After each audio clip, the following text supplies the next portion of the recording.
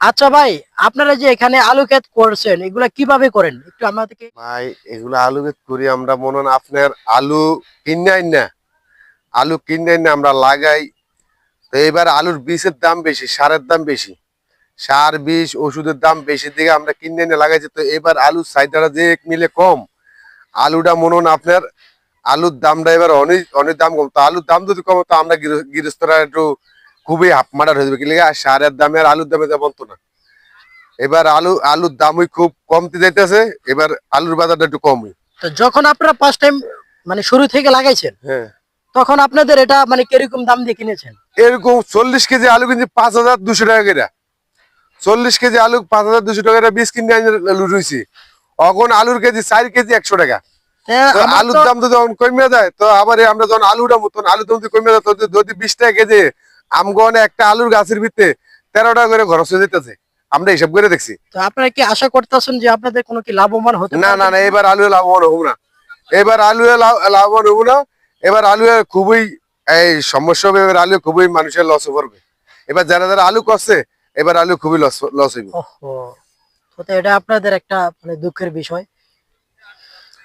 তো ভাই আপনাদের এগুলা এই যে জমিটা এটা সম্পূর্ণটা আপনাদের না? জি হ্যাঁ, এটা আমাদের এই যে আমাদের এই যা আছে, এই যা আছে হ্যাঁ হ্যাঁ। সব এটা আমাদের আলু। এটা আমরা আলু গেছি তো এই এই ওই বাড়ির লাগা গেছি এই যে দু তিনটা। এই আলু গাছটা যে দেখা যাচ্ছে এটা কি আলু? এটা কি আলু এটা এই বলা যে হয়? বাক্স আলু বাক্স বীজ। আলু। বাক্স আলু ভাই এটা কিরকম হয়? একটু বড় হয় না? এটা আলুটা বড় হয়, সাইজে বড় হয়, ওজনে বাড়ে, আবার আলুটার সাইজ বড় হয়। ও আচ্ছা আচ্ছা আচ্ছা। আচ্ছা ভাই, তো মনে কোনো কষ্ট নেওয়ার দরকার নেই যত। না ভাই, আপনি বলছেন, আমরা বলছি, আমরা যেটা দিয়ে খরচ করছি সেটা বলছি। তো এখন আবার যখন আপনার দামের যখন মানে উড়ানোর সময় যখন এরকম দাম আশা কম করা হবে, যায়, মানে এরকম আশা করা যায় যে আপনাদের চালান উঠবে? আমার মনে হয় না। এরপর যদি ওটা যায়, যদি আমরা আলুটা রাখতে পারি 2-6 মাস, তো আমার মনে হয় কিছুটা চালান উঠবে।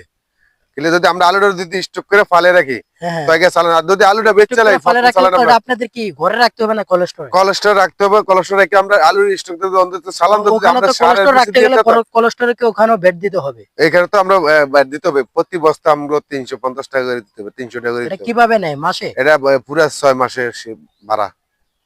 আচ্ছা আচ্ছা।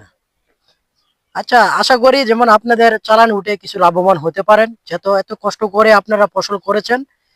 আমরা দোয়া করি যেন আপনাদের না আমরা তো আপনাদের যত টাকা খরচ করছেন এর থেকে একটু লাভবান হতে পারেন, নাহলে এই কষ্টের বিনিময় এত কষ্ট করে লাভটা হবে কি?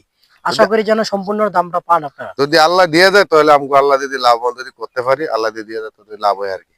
আচ্ছা। আর আল্লাহ দেওয়ার মালিক হচ্ছে আল্লাহ।